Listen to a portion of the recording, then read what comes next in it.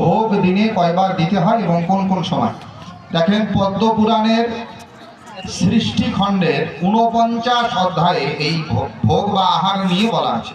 পদ্ম পুরাণের সৃষ্টি খণ্ডের 49 অধ্যায় বলছে, দেবানাম এক ভুক্তন্তু দ্বিভুক্তং স্যান নরশ্চ ত্রিভুক্তং প্রেত দৈত্যশ্চ চতুর্থং কৌনপস্যতু।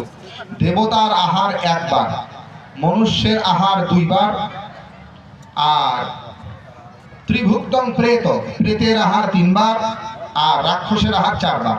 তাহলে দেবতার আহার কয়বার? একবার। তাহলে অন্নভোগ একবার হবে। বিষ্ণুর অন্নভোগ যদি দিতে হয়, অন্নভোগটা দুইবার দেওয়া যাবে না, একবার অন্নভোগ। এছাড়া বাল্যভোগ বা শীতল ভোগ বা রাজভোগ এগুলা অন্ন ব্যতি রেখে দেওয়া যায়, কিন্তু অন্নভোগ যদি দিতে হয় তাহলে মধ্যাহ্নে একবার।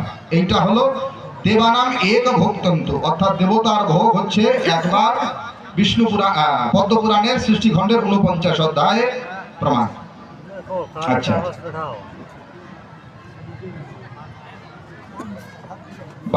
শ্রী বাবুল চন্দ্র বর্মন, মালুয়াপাড়া গ্রাম, প্রশ্ন করেছেন, আমি একজন সনাতন ধর্মের ক্ষত্রিয় জাতি, আমি সাত্বিক ধর্মের অনুসারী, আমার স্ত্রী ক্ষত্রিয় কিন্তু স্কন ধর্মের অনুসারী।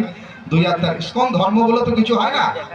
স্কন একটা সংগঠন, আন্তর্জাতিক কৃষ্ণ ভাবনামৃত সংঘ, এর প্রতিষ্ঠাতা এসি ভক্তি বেদান্ত শ্রীল প্রভুপাদ সেই সংগঠনের আশ্রিত হতে পারে।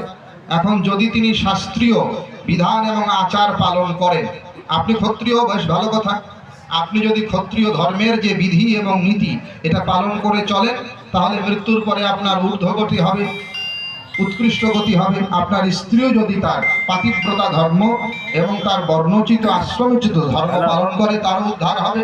কিন্তু যদি আপনারা দুইজনের মধ্যে কেউই নিজ নিজ ধর্মকে পালন না করেন, তাহলে যে পালন করবে না তার অধোগতি হবে, আর যে পালন করবে তার ঊর্ধ্বগতি হবে। কারো পুণ্য ফল কেউ নেবে না, কারো পাপের ফল কেউ নেবে না। এক প্রজায়তে জন্তুর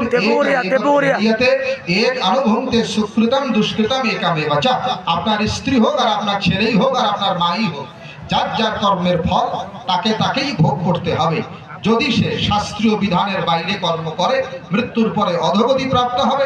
আর যদি আপনি শাস্ত্রীয় বিধান মেনে চলেন, মৃত্যুর পরে আপনার ঊর্ধ্বগতি হবে, যার যার কর্মের ফল শেষে পাবে। কামার পা